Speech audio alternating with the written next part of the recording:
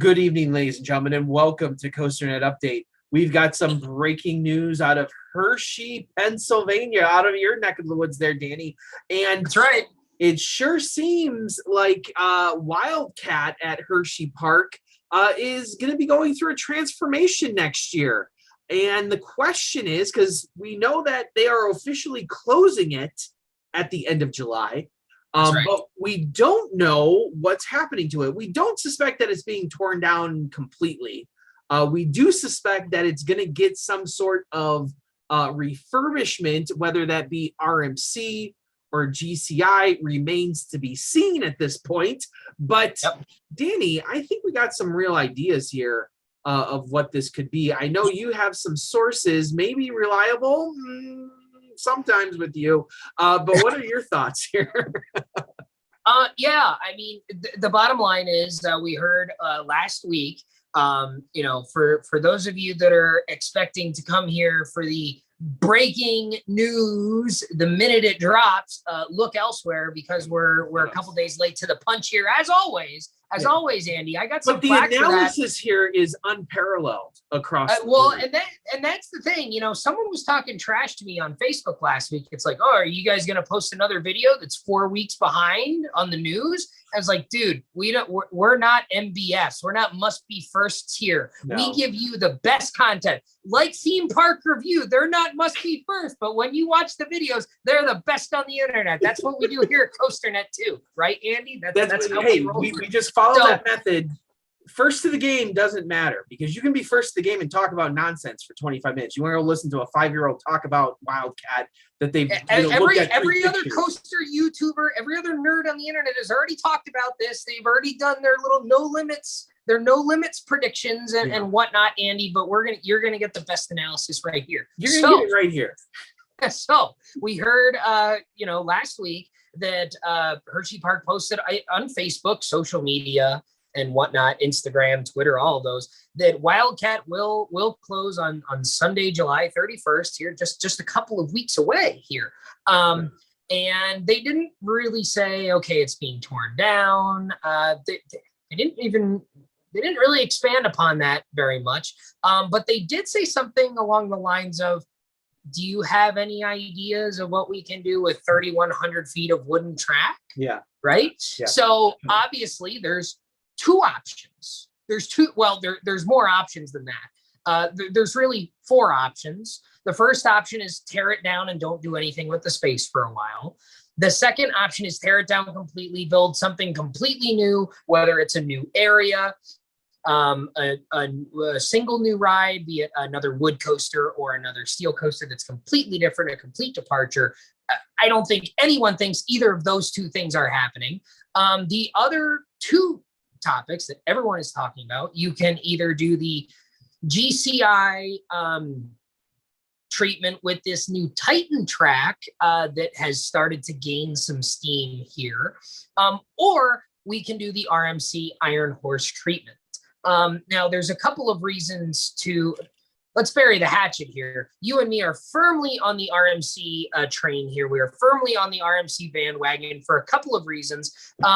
One of which, or two of which, are we have it from 2 independent sources that are not linked to one another, that have confirmed to us through the grapevine, through the back channels of the coaster world. That's right. That's right. One a multi-link connection to the park itself, and one a multi-link connection to Rocky Mountain Construction. Both have said that RMC Wildcat is a done deal and has been for at least a couple of months now. So we have it from 2 independent sources from both the park side and the manufacturer side, Danny, that this is happening. To get this information, we only had to give up like 3 of our individual Flash Pass passes. So well, that's right. And I just had to play 40. I just had to play 36 holes of mini golf to get it for one person. So it's strange how you get information in this business, but that's how we do it. People make fun of the corporate dealers and making all the deals on the golf course. Andy, we get insider coaster information on the golf course. let's be honest here. So that in and of itself, the first tidbit we got was around the time that the blue spray paint started showing up. It was that week, back in early May, is when we got the first piece of information here. The second piece was a little more recent. So we think it's RMC. So we'll talk about that in a minute and the possibilities of RMC. But the other reason that it really sounds like RMC is, let's talk about rides like Wolverine Wildcat, White Lightning, even Tremors out at Silverwood. Those rides have all recently gotten, Titan Track Predator at Darien Lake have all recently gotten portions of the ride retracked with this Titan Track from GCI. And those are things that kind of came out with a little bit of fanfare, not much. Maybe a Facebook post here or there, some folks excited about it. Sure. You and I with our patrons just rode Wolverine Wildcat last week, and we were commenting, it's interesting that they put it on the first drop, because the first drop was never really the problem of that ride, because they usually retrack that anyway. The Titan Track is very smooth. It's very, nice. very nice. It's like glass going down that first drop up the first hill. It really is. It's absolutely amazing what it does to the ride. However, it doesn't change anything with the ride. It's still the same forces. It's just super smooth going down the drop. So to me, the Titan Track, if you're just placing that over an existing wood structure, and let's take it back to Wildcat here, the Hershey Wildcat never struck me as having like an outstanding layout, as having, oh man, this ride would be amazing if it was just smoother type thing coming off of it. It was kind of like, damn, that's a really rough ride. I wish it was smoother, and then it would just be another ride, like that. That's always been my impression of the Hershey Wildcat, is that if it was smoother, it would just be run of the mill. It's not gonna, making it super smooth as you can is not gonna make that an outstanding ride experience, in my opinion. No, I mean, let's be honest here. If Wildcat was as smooth as Lightning Racer, it still would not be as good as Lightning Racer. Lightning Racer has the better layout, and Wildcat was the first GCI coaster. Certainly they tried some things. Certainly they've learned. I mean, B&M's most recent coaster is much, much better than their first coaster. Intamin's most recent coasters are better than their first coasters. That's just how things work. Manufacturers don't build the perfect ride the first time they do it. Even RMC, New Texas Giant, a fine ride. They've built much, much better rides since then. Let's face the facts. Yeah. So, I mean, here's the thing. And some people are hanging their hat on it's the first GCI, they wouldn't do that. Nobody cares. Okay. That doesn't like where's the first B&M at right now? Is, do you count well, it's already moved once, and then they changed stand-up trains to floorless trains. And would you even count that as the first B&M? Would you count the one that they did with Intimate? It's like nobody cares if someone tore down Firebird tomorrow. That sat in a scrap heap across from Darien Lake for like 8 years. Yeah, and like if someone tore down Firebird tomorrow, nobody would care if it's the first B&M. It's like, it's one of those things like, okay, great, let's move on. Where's the first PTC at? Where's the first, all these companies have first. Nobody cares at the end of the day. The first Arrow's long gone, right? Like, I can't even imagine what, like, right? Yeah, I mean that's kind of like when Tony Clark said, you know what, at Cedar Point, we have to stop celebrating ride anniversaries and anniversaries of this and anniversaries of that, because every single year you can spit in 5 different ways and hit an anniversary. Like, at some point, you just got to get beyond that and say, when you've got 17, 18, 19, 20 roller coasters, every year is a 5-year anniversary for something. Right? So and it's the same. It's just which 4 coasters are you going to put on the anniversary shirt that year? Yeah. So the whole first GCI thing, nobody cares. So here's the other reason that, discount. Let's put all the information that we've gotten aside for a minute, and let's say we were to speculate. The other reason that this doesn't scream Titan Track, one, the Titan Track has been proven in small doses, And the topper track from RMC was proven in small doses before they did the Iron Horse treatment on Texas Giant. But there was a little more history there. They had done it on a couple of high-profile rides, the Six Flags New England Cyclone. They did it on Tremors. Rocky Mountain Construction also had a long history of doing other refurbishment works on like water rides. GCI traditionally, wood coaster, they've done a lot with wood coasters to venture into Titan Track. If you were to build a ride from the ground up with Titan Track, we'd be calling it a steel coaster because there's no wood anywhere on that track. Yeah. So, this gets into the whole lightning rod retrack debate. We're not going to get into that here tonight. But this is, it is an unproven technology. So we have it on a couple of rides. We also haven't seen the Titan Track be used in a refurb outside of just retracking something. We haven't seen new elements be put in correct. We haven't seen like inversions be added. Originally, GCI, that was where they were going with that idea, was that it would be another type of Iron Horse like conversion where you would start reprofiling rides. We just haven't seen it done. Now, is that going to be the Hershey Wildcat? Well, now you're talking about a much bigger program, because now you're talking reprofiling, you're talking redesigning the entire ride. But here's the kicker. GCI would also need to come up with new trains too, because I don't see how you could do all those things that Iron Horse can do with the current trains that they have. The Titan Track is meant to work with the wooden coaster track seamlessly. It does that. It does that today, and it works with we know it works with PTCs and Millennium Flyers. Yeah. Neither of those trains, I don't even think they're regulated for inversions. Like from the amusement industry standards, I don't think those trains are even they're not safety rated to the point where they can actually go upside down. That's why RMC, the RMC cars go upside down. They have different restraints, and the gravity craft, the Timberliners go through the inversions. Those are rated so that they could do inversions. The other thing here is RMC immediately posted on the Facebook, hey, we've got some ideas on Hershey's post. And GCI had sort of almost a retrospective type of post on Facebook the other day about it, and be like, Wildcat will always hold a special place in our heart. But we're excited to move forward to continue building some of the best rides in the world. So it was almost like hey, thanks for giving us our start. We understand this is part of the industry moving forward, and we're looking ahead. We're not looking back. So the tones of those two different messages scream RMC is doing something. They were very tongue-in-cheek. GCI was very retrospective. So that says, just from a speculation standpoint, it's RMC doing the job. And they're proven with GCI rides. They did roar into Joker, so they've done it on a layout like this too, successfully.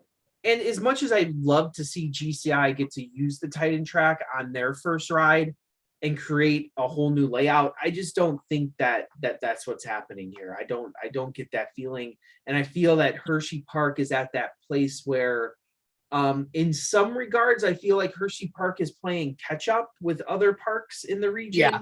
With the adding of the B&M, with Candemonium. They just put in their B&M Hyper. So I feel like they're trying to round out their collection, and their collection would highly benefit from an RMC, specifically with inversions, because I feel like, they have Storm Runner, they have Fahrenheit, but like those, like Storm Runner is kind of like your dragster one-trick pony. You got the launch, you got the the little inversion thing, and then it's over. So Skyrush was 2012, then they built Coco Cruiser, Laugh Track was 2015, and then Candemonium in 2020. Hershey hasn't built a new coaster with inversions since Fahrenheit, right? In 2008. So I feel like that's where they need a big boy inversion coaster that's really gonna take people's breath away, and I think that's what Wildcat's going to provide here. Even now, Wildcat, what kind of RMC would we even be looking at here? Well, Something along the lines of Joker? Like I forget the Wildcat I think layout. we're looking at something along the lines of Joker. Now, Wildcat is in a fairly open field. There is a little bit of room to do more than Joker. It's not as compact. The station is pretty high up, so I was speculating with some friends over the weekend the possibility of like a JoJo roll type inversion before the lift as part of the Weeble Wobble is an absolute possibility in my book. If nobody has predicted that yet, I would say put us down for predicting that, because I think the station is high enough. There's already a little bit of a Weeble Wobble on Wildcat as there is today. I think there's certainly an opportunity to do a low to the ground, slow barrel roll leading into the lift. There's plenty of opportunities to add some height to Wildcat. And it already has a lot of height too. It's not a low to the ground coaster by any sense of the word. No, it's not. It's on a little bit of a hill there, and then it kind of goes, that last helix at the end kind of goes down into the hill. So I think we're probably looking at, I think we could very realistically be looking at a little bit of a combo between a Joker, a Wicked Cyclone, and maybe even a little bit of, trying to think of a third ride. I don't really want to say Untamed, but Untamed has the barrel roll at the end of the ride that's low to the ground. I could see that being part of the Weeble Wobble instead. But I think you're looking at maybe a mix of like a Wicked Cyclone and a Joker, but there's more space for this one to be a little bit more spread out. And correct me if I'm wrong, but like Untamed, when it started out, was not that big of a coaster either, correct? No. Because that was Robin Hood. Yeah, yep. It was Robin Hood. So what was Robin Hood's height? Robin Hood was 3,400 feet, was 105 feet with a 2.5 minute duration for the most part. Okay. So then what's Wildcat stats? It's 3,100 feet long. 3,100. It's a little bit taller at 120. It's a little bit faster at 57 versus 49. Wildcat is 120? Oh no, I'm sorry. That's Untamed. My bad. I was on the wrong thing. So 106. So it's right in that same speed, 50. So you're looking at a very similar ride to what Robin, and obviously the layouts are completely different, but people don't realize how big Wildcat actually is. Like Wildcat's a pretty big ride. Yeah, and to be honest with you, I didn't remember how big of a ride it was until I started looking at some of these pictures here.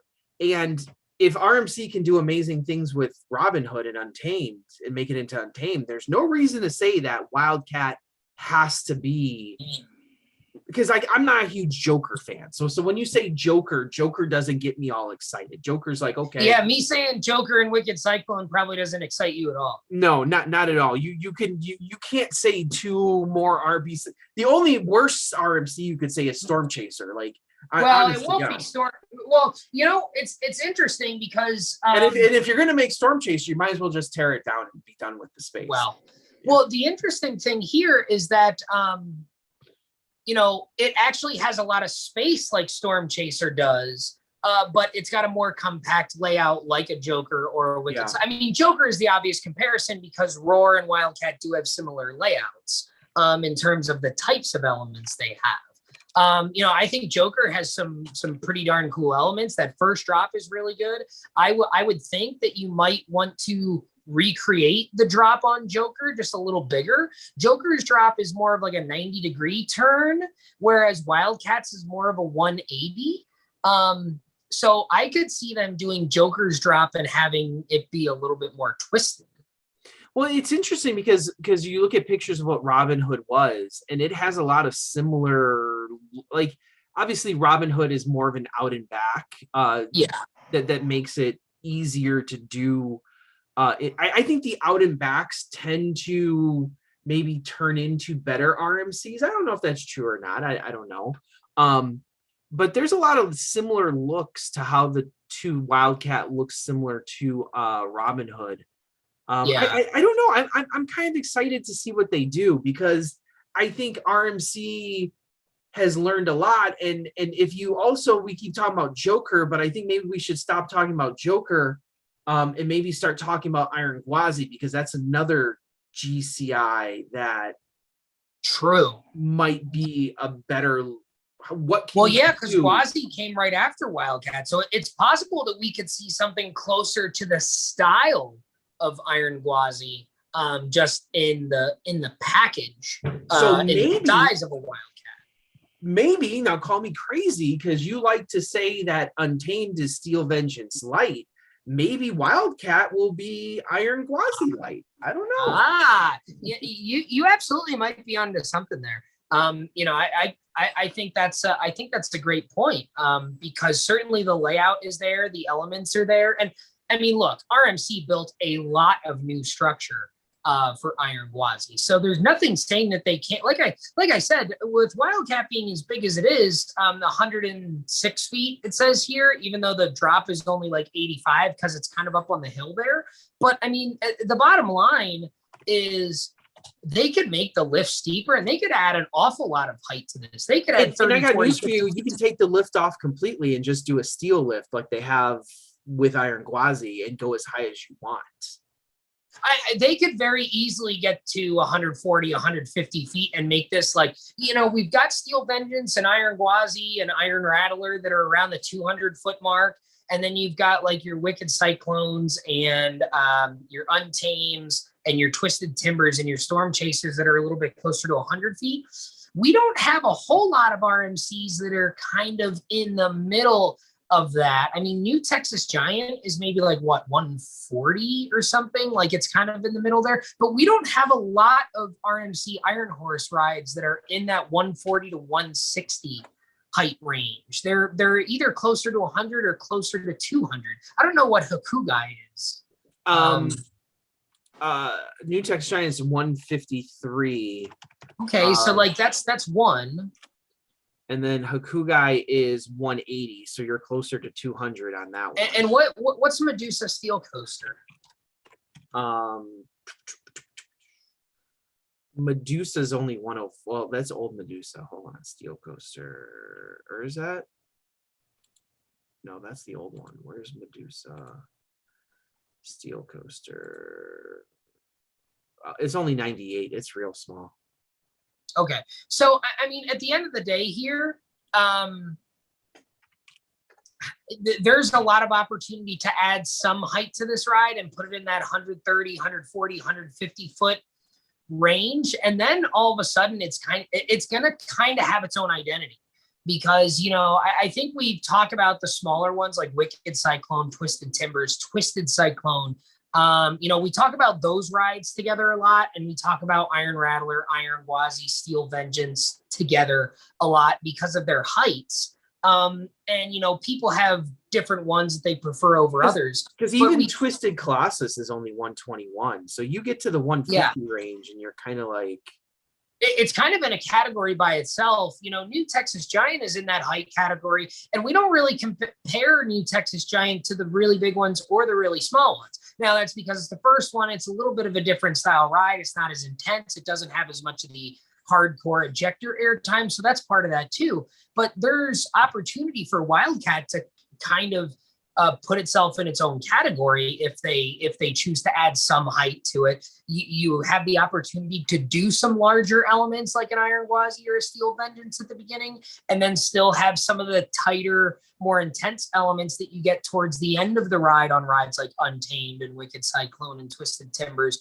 where you could have some more of your aggressive transitions and quicker barrel rolls with some hang time and some more abrupt elements, and maybe even a little bit of a little bit of an airtime hill run somewhere hidden in there, although it is a rather twisted layout. So there's certainly opportunity there. As far as the closing date, July 31st, I recall when Twisted Cyclone was being done down at Six Flags Over Georgia, the original Georgia Cyclone closed on Sunday, July 31st, and I was there for its last day of operation. And that was basically working backwards from a Memorial Day opening, I believe, because you went down to the media day not long before that. And Hershey Park, it was like at the end of May. And Hershey Park, for as long as I can remember, has always opened stuff on Memorial Day. Even Candemonium, when it was ready to go, didn't open until Memorial. Well, it opened in July, because of COVID, but it was originally going to open more Memorial Day weekend. Sky Rush opened Memorial Day weekend. I think even going back to Fahrenheit and Storm Runner, they opened Memorial Day weekend. Laugh Track was the same. So Hershey Park historically has always opened their new rides on Memorial Day weekend. Even Jolly Rancher Remix, which was just a tunnel and a repaint, didn't open until, Memorial Day week this year. So, that tells me that they're working backwards from Memorial Day next year and figuring out when does this ride have to close so we can start doing work on it. That would be July 31st. Because if you think about it, there's going to be some major structural changes here, like there have been on the other RMCs. If they were just replacing the wood track bed with Titan track and just doing a full retrack, that's not going to take, that's no reason for them to close the ride early. Unless they really want it up for springtime in the park, but that historically hasn't been a big thing.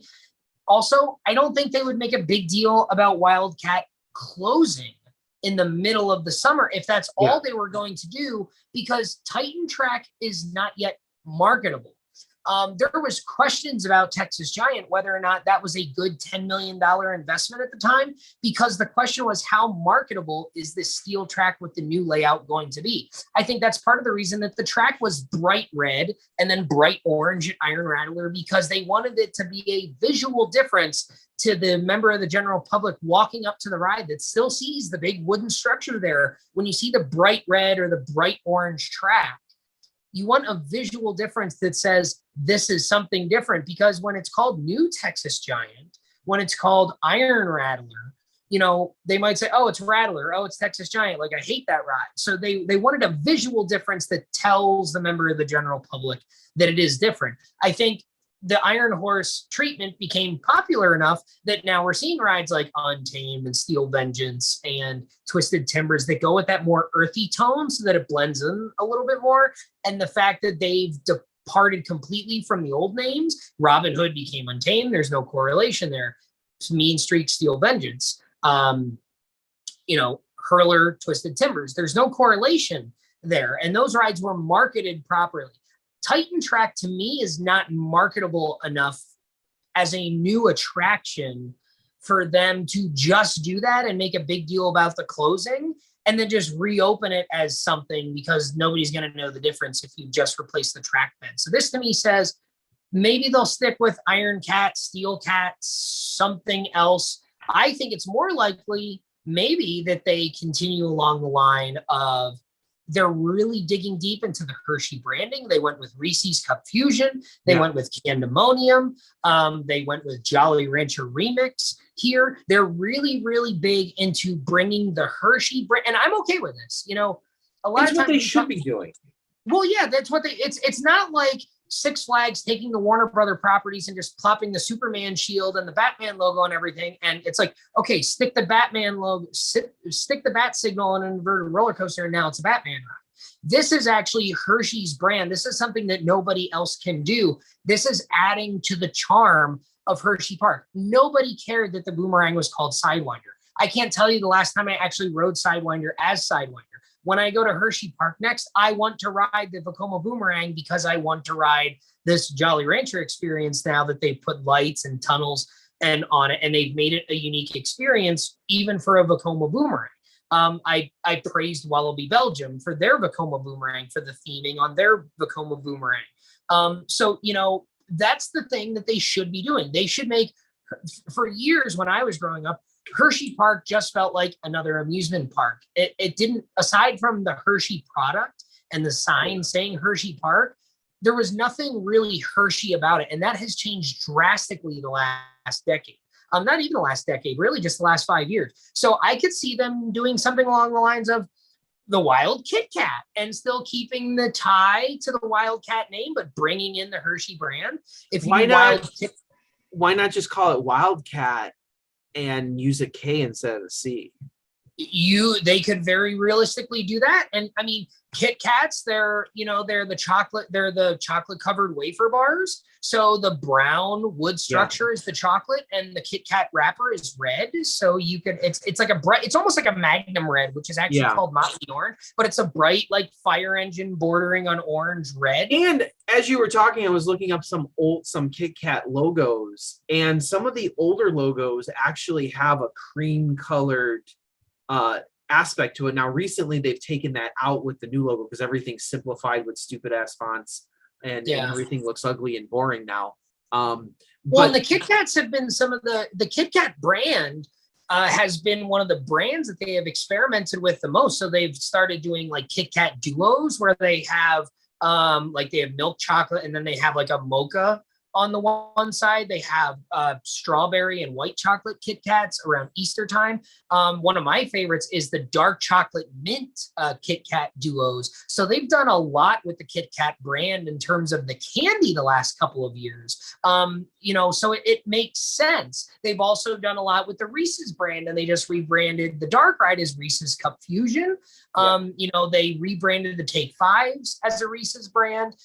They've done the all peanut butter Reese's Cup recently. They do the giant giant Reese's cups now that have the Reese's pieces in them. There's a whole section in Chocolate World that's all the different Reese's products. They've done white chocolate Reese's, dark chocolate Reese's. They have all of those different varieties now. So, I don't think it would be a coincidence if they were to call it Wild Kit Kat or Wildcat with a K. I could see them doing a play there. I could also see them just going with Steel Cat or Iron Cat or something, or they could do a complete departure and not tie to Wildcat at all and do something. My original idea for Candemonium was call it like the Twizzler Twister or the Twisted Twizzler or something. You could do the red track there too. So I wouldn't be shocked at all. I would say for me, the leader in the clubhouse is either something Twizzler or Kit Kat branded, because that would make the most sense for a brand they haven't used in the park for a major attraction yet, because they've got Jolly Rancher. Candemonium is a little bit of everything with the red, orange, blue, and then Jolly Rancher with the Vekoma Boomerang. So I would say Twizzlers and Kit Kats are the two candies that they've done the most with in Chocolate World, because there's like a million different flavors of Twizzlers now too. They have sour flavors. They have like the gusher, like where it's filled with the sour juice in it. They've got so many different types of Twizzlers too. You are like a candy aficionado. Well, I go to Chocolate World so much. I mean, you should see my fridge. But they've done so much with those two brands on the candy side that it makes the most sense that those would be the two brands that they would expand inside the park. So those are my two leader in the clubhouse for candy branded names. Kit Kat's one of those, it's the only candy with the cookie crunch. No, that's Twix. Sorry. Oh, boy. No, so but I think you're onto something here. Using their branding in the park makes sense. At some point, it will get a little weird with the rest of the rides, because then you have like candy rides and non-candy rides, and it seems like they're switching. Are they going to eventually switch over everything that way? And it's hard to do that because you run out of brands real quick, I think. Well, I mean, let's think about it. Let's go through the coasters here. So they have Candemonium. Yeah. Now they have Sky Rush, which that little interaction where the two rides kind of come close to each other. They call that the Candy Rush if you get two trains going by each other there. So there is a little bit of a tie there. You've got Jolly Rancher Remix now. Yeah. Great Bear isn't going to change because that's you could change Great Bear into like, I don't know, do they own like Peppermint? Well, no, they're not going to change Great Bear because Great Bear has 7 thrill elements, which are the 7 stars of Ursa Major, which is how it got its name. And Great Bear ties into the hockey team, which is the Hershey Bears. So that's not going to change. You could just change the logo on Great Bear to tie it more to the hockey team. You could. And like the logo's always been purple and the ride's always been like black and grayish. Yeah. Which is weird. There's never been a lot of color in a Hershey Park, which is always my complaint. Because Super Duper Looper, the loop on it now is white, but the rest of it is still like the blue and gray. Great Bear has always been black and gray. Candemonium's brown and gray. Think about Great Bear and how it would look like, because Montu ruined itself by painting it yellow. If you did those cream colored supports with like a light brown or something. Yeah. No, just do the two Hershey Bears colors. Do brown track with the cream colored supports. That would look good. But they painted Sidewinder, which was also blackish brown and a light gray. That's now green and blue and purple and pink and red because they've got all the Runner seems like more like a Twizzler ride to me than. Well, I mean, I could see them rebranding that there. I don't know what you do with Fahrenheit. It's orange and blue. Lightning Racer, I don't think that's going to change. Lightning Racer, if you own Twix, you could easily do left Twix and right Twix, which that's Mars. You could. I mean, the big thing here is we always had Wildcat across from Wild Mouse. So does Wild Mouse also get a rebrand with this? They have a Wild Mouse? The Hershey Wild Mouse is actually one of the better ones because he usually runs trimless. Okay. They have I don't know. I'm super excited. I mean, I wasn't going to renew my pass for 2022 because I had a lot of other parks that I wanted to go to. And then I got a screaming deal in December. So I did renew it. And I said, you know, with the Europe trip next year, I'm probably not going to renew my Hershey pass. I might go once. But I mean, if we're going to get RMC Wildcat, then I'm going to have a pass again. And now you're talking, okay, so like now you're talking, you got your B&M Hyper, you've got your Intamin Hyper, you've got an RMC coaster, you've got a legit wood coaster. I think all of a sudden Hershey Park has made itself. Like, I was never big on the Hershey Park was always like a side attraction. I thought it was a cool place to go.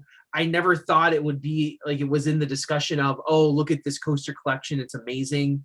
Because it wasn't really amazing. But now all of a sudden. I was having this debate the other day in the Coaster Radio Discord because a lot of people, and it's not, it's in the Coaster Radio Discord, but you see it a lot on Facebook. You see a lot of people who are like, oh, Hershey Park, they have like a top 5 coaster collection.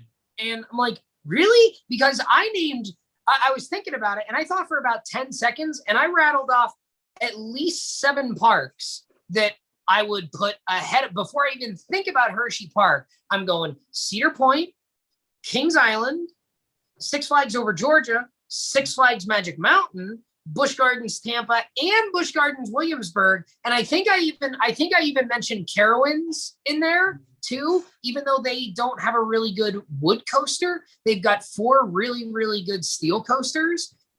So I would put Carowinds above Hershey Park. I would put those 7 parks before I even think about Hershey Park in its current state, even with Candemonium. And I even think about throwing Great America in there too. Well, but Hershey Park